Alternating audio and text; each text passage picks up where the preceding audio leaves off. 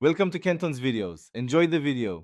In this video, I will explain how to make hot chocolate coffee at home. First, let's gather our basic ingredients.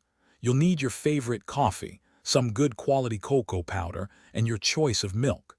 Think about the coffee strength you prefer. A dark roast or espresso will give a bolder flavor, while a lighter roast offers a more subtle coffee note. Selecting a rich cocoa powder is key for that authentic chocolate taste. Now that you have your ingredients, it's time to brew your coffee. Whether you use a drip machine, a French press, or an espresso maker, aim for a strong brew. Next, gently heat your milk.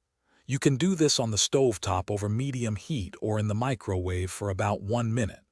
Once warm, combine your freshly brewed coffee, the cocoa powder, and the heated milk in your favorite mug.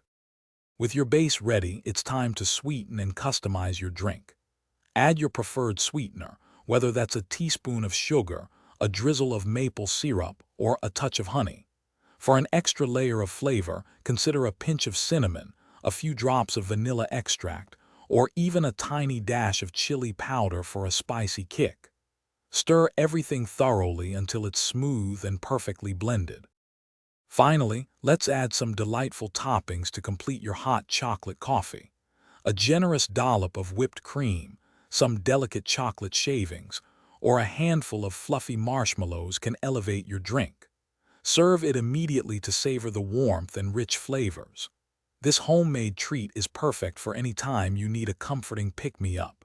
Remember to check the description for a link to the Owala water bottle and other great deals. Thanks for watching. Consider subscribing if we helped you.